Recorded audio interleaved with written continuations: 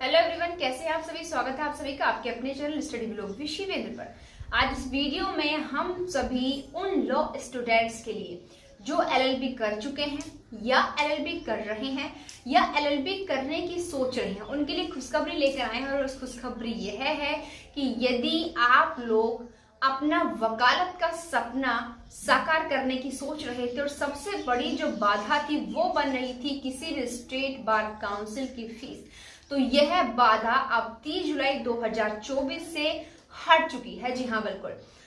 एक केस है जिसका नाम है Gaurav Kumar versus Union of India और अदर का।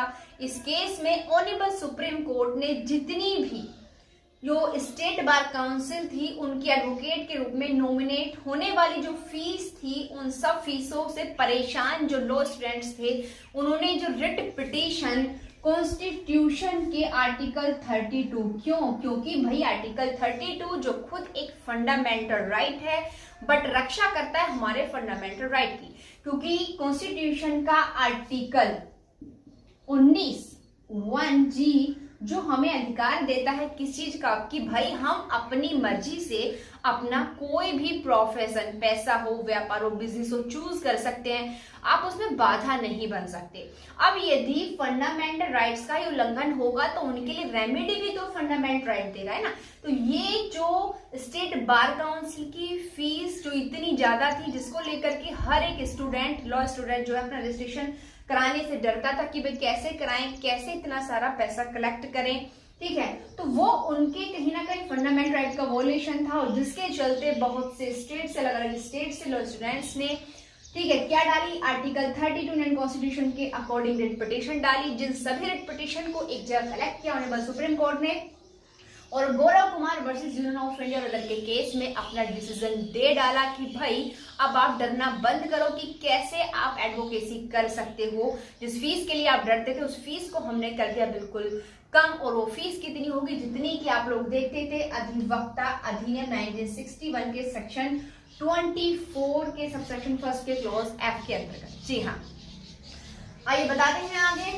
यदि कोई व्यक्ति, देखिए हमारी जो सोसाइटी है उसमें 3 टाइप्स में डिवाइड अगर देखा जाए तो एक हायर सोसाइटी हो गई जिसके पास किसी भी चीज की कोई कमी नहीं होती। एक मिडिल सोसाइटी होती है जो कुछ भी करने से पहले थोड़ा सोचती है क्योंकि उसके पास हर प्रकार का रिसोर्स अवेलेबल नहीं होता।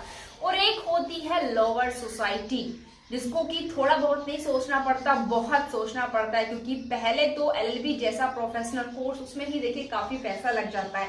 उसके बाद ठीक है, हमने अपना सपना साकार करने के लिए एलएलबी कर ली कि हमें एडवोकेट बनना है, हमें वकालत करनी है।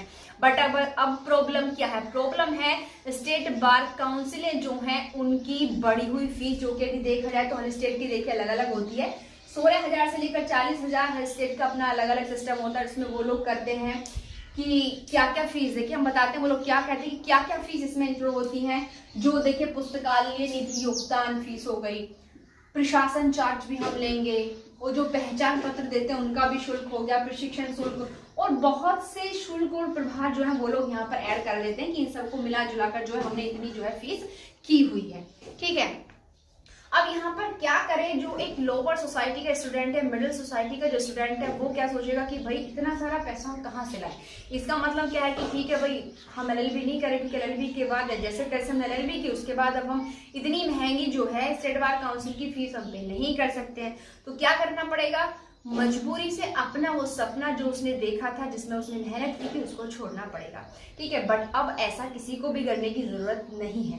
आइए बातें आते हैं अपने पॉइंट पर, यानी कि यहाँ पर उल्लंघन किस चीज का हुआ है। देखिए जो एडवोकेट एक्ट 1961 है उसके जब सेक्शन 24 को आप पढ़ेंगे तो आप वहां पर देखेंगे कि वहां पर यह बताया गया है कि कोई भी जो व्यक्ति है वो राज्य नामावली में अपना नाम निर्दिष्ट करा सकता है। कौन पर्सन करा सकता है, कितनी फीस होगी, उसकी योग्यता वगैरह यहाँ पर दी हुई है कि वो मतलब भारत का नागरिक होना चाहिए, किस साल की एज उसने कंप्लीट कर लेनी होनी चाहिए, और साथ ही साथ जो उसके पास किसी भी जो विधि स्नातक, जो विधि वाला मतलब विश्वविद्यालय, उसके पास एक मानद डिग्री वहां पर होनी चाहिए लीगल तरीके से, जो रजिस्टर्ड हो बीसीआई के अंतर्गत, ठीक है।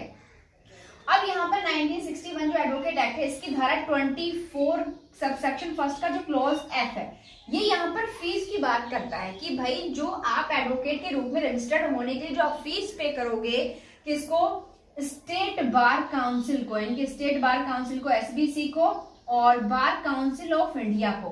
तो जो आप फीस जनरल, देखिए यहाँ पर क्या है कि जो जनरल फीस होगी वो 600 रुपए है, जो किसकी होगी, स्टेट बार काउंसिल लेगी अपनी, और जो बार काउंसिल ऑफ इंडिया की फीस थी वो 150 रुपए थी। तो मिला जुलाकर जनरल और ओबीसी की जो यहाँ पर देखिए फीस है, ठीक है, वो कितनी है, 750 रुपए हो गई।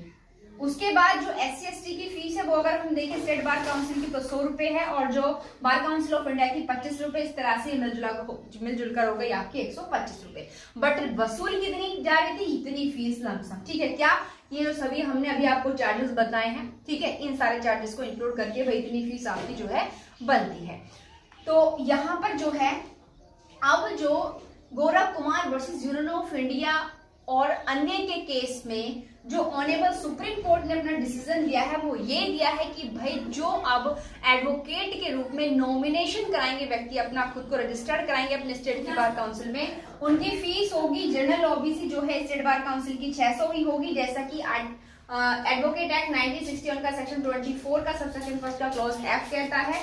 यानी कि स्टेट बार काउंसिल की 600 रुपए और बार काउंसिल ऑफ इंडिया की 150 मिलाकर कुल मिलाकर 750 आप वसूल कर सकते हो, ओबी यानी कि जनरल और ओबीसी से। और उसके बाद अगर वो SC ST कैटेगरी से है तो स्टेट बार काउंसिल की फीस 100 रुपए और बार काउंसिल ऑफ इंडिया की फीस 25 रुपए, मिलाकर 125 रुपए ही आप उनसे वसूल कर सकते हैं। इससे ज्यादा फीस जो है आप उनसे नहीं ले सकते। 22 अप्रैल को जो है अपना फैसला, यानी कि 22 अप्रैल को अपना फैसला ऑनरेबल सुप्रीम कोर्ट ने सुरक्षित रखा था, जिसको की दिया है आपका 30 जुलाई 2024 को। यहाँ पर ऑनरेबल सुप्रीम कोर्ट ने अपना जो है यह फैसला ये सुना दिया है कि भाई आप इससे ज्यादा फीस वसूल नहीं कर सकते हो, अगर करोगे तो यह ऑनरेबल सुप्रीम कोर्ट के डिसीजन का उल्लंघन होगा। और साथ ही साथ यह भी ध्यान रखेगा कि यहाँ पर जो है इस डिसीजन का जो इफेक्ट है, जो प्रभाव है, वो भविष्य लक्षी होगा।